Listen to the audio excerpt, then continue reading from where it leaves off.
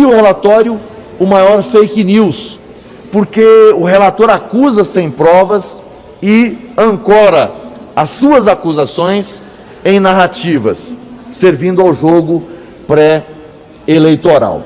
Um outro aspecto, a CPI não apurou fatos, não buscou evidências, ela escolheu adversários políticos e os atacou impiedosamente. Quem assistiu os trabalhos da CPI nos últimos 6 meses teve a impressão de que no Brasil só existe no Sistema Único de Saúde o Ministério da Saúde, o governo federal. Parece não existir a saúde municipal nem a saúde estadual. O sistema tripartite do SUS se revelou inexistente no âmbito desta CPI. Tudo isso em razão da sanha vingadora do G7 contra o presidente da República. Então, eu lamento, a CPI presta um desserviço ao Brasil quando ela apresenta como relatório uma farsa que vai servir ao jogo político, que vai servir ao jogo eleitoral, mas que pouco contribuirá com qualquer tipo de investigação séria. Qualquer jurista comprometido com a verdade e comprometido com a técnica de investigação não tem como levar a sério o relatório apresentado por Renan Calheiros. É um relatório, repito, que representa um grande fake news processual. Senador, foram 81 nomes colocados, indiciados, no relatório, entre eles parlamentares, empresários e 2 empresas, a VTC Log e a Preciso. O que o senhor achou desses nomes que foram incluídos? O que o senhor achou desse número de pessoas dentro do relatório? O relator estava com muita tinta na caneta, mas não tinham a robustez probatória necessária para enquadrar ninguém. Ele faz acusações sem provas, ele faz ataques a quem sequer foi investigado na CPI, indicia quem não foi ouvido, acusa parlamentares, constrange colegas. Esta CPI se revelou um palco de tortura, de abuso de autoridade. Nesta CPI, ao longo desses 6 meses, bandidos foram tratados como pessoas do bem e pessoas decentes, honestas, trabalhadoras, tratadas como bandidas. Cito aqui o caso da doutora Nise Yamaguchi. Alguém pode discordar do que ela pensa como cientista, como médica? Naturalmente que pode. Mas ela era merecedora do distrato, do constrangimento, da tortura, da maledicência que cometeram com ela aqui? Não. Empresários como Luciano Hang, convocados a essa CPI, um trabalhador, um gerador de empregos, um brasileiro, mas aqui fizeram dele um espetáculo circense. Então, essa CPI é uma inversão de valores. Essa CPI é uma inversão de valores, porque ela pega os bandidos e coloca no palco, e pega as pessoas decentes, de bem, e coloca como acusadas, como criminosas. O brasileiro sério não consegue entender isso. O brasileiro que acorda cedo, trabalha muito e dorme tarde, não consegue entender a lógica da CPI da pandemia, porque é uma lógica invertida, porque é uma lógica perversa, porque é uma lógica que ofende a inteligência das pessoas. Não dá para entender como é que a CPI, que nasceu para investigar o que aconteceu na pandemia, disse não à investigação do Consórcio Nordeste. Que pacto é esse?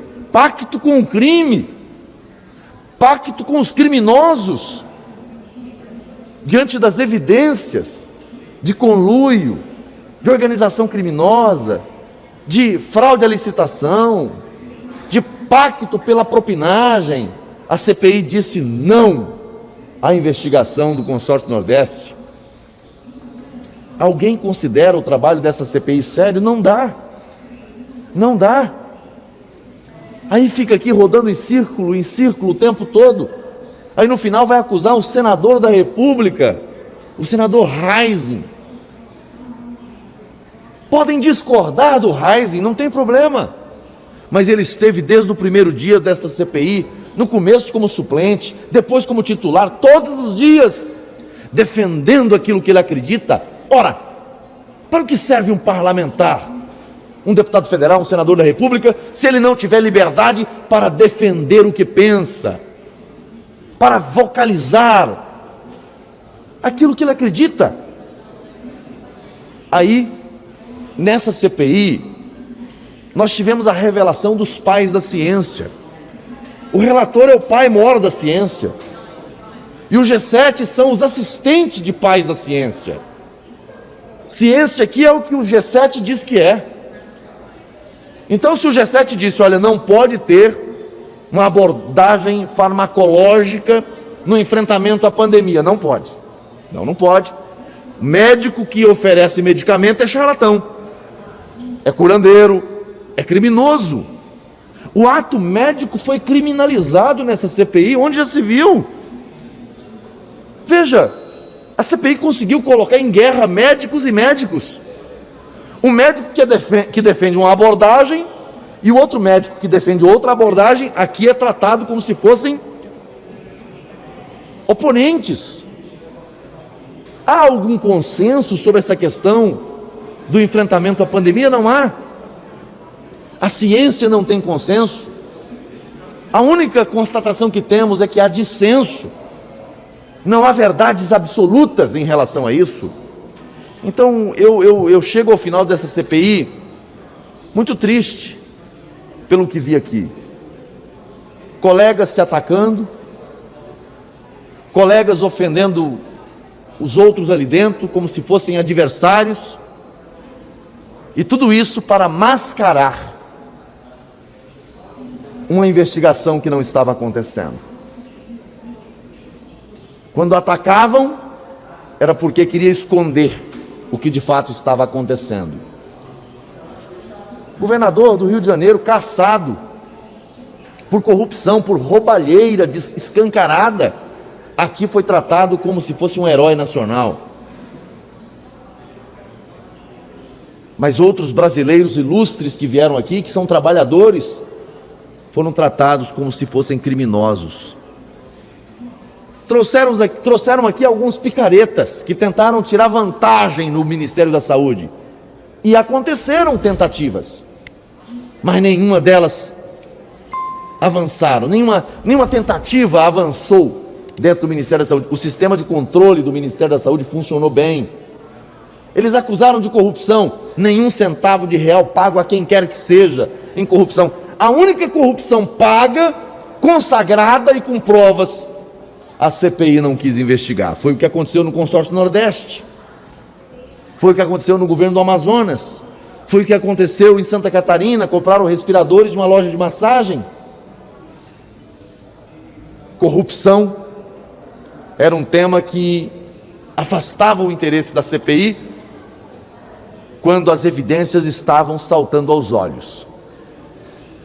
O que restou foram narrativas. Eu apresentei um voto em separado de 230 e poucas páginas.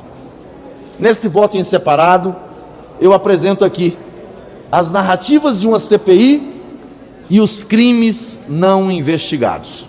E ao final faço uma série de recomendações também em relação ao que nós acompanhamos ao longo desse tempo.